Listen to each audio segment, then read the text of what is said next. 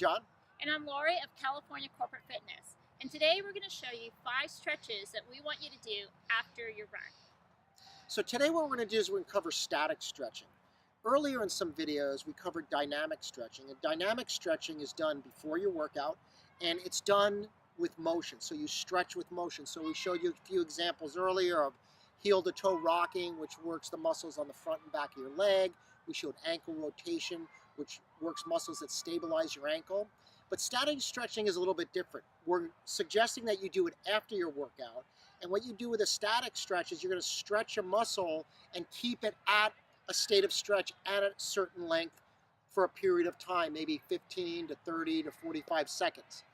But there is one issue with static stretching. We are doing it after the run, and you want to be careful that you don't actually hurt yourself. So when you get done with the run, there's going to be times when you might be achy or you're cramping or feel like the muscles are tight. You're going to do your static stretch, but one thing you got to be sure of is, like, don't ever think that you're going to just make a muscle spasm or a contraction in a muscle go away instantaneously.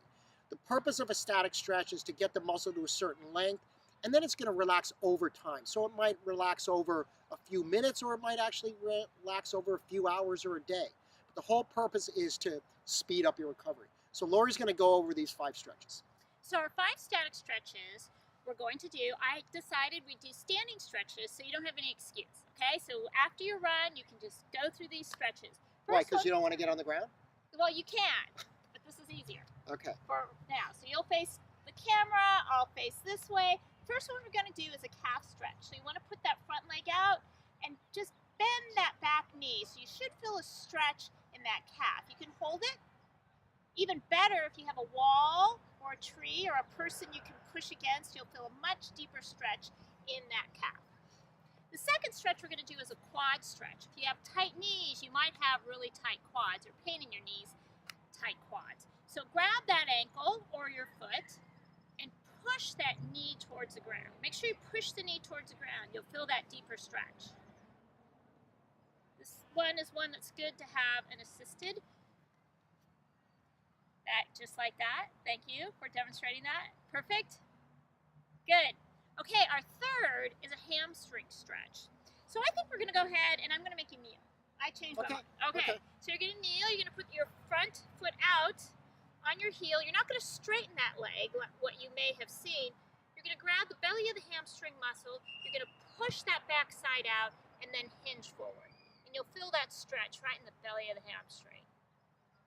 You want to make sure you do that stretch on both sides. Our fourth stretch is the IT band stretch.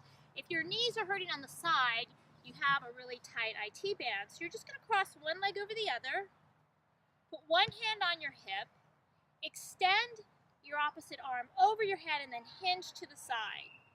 You might want to wiggle a little bit to see where you get that stretch, and hold that when you finally feel that stretch. Good. And do that one on both sides.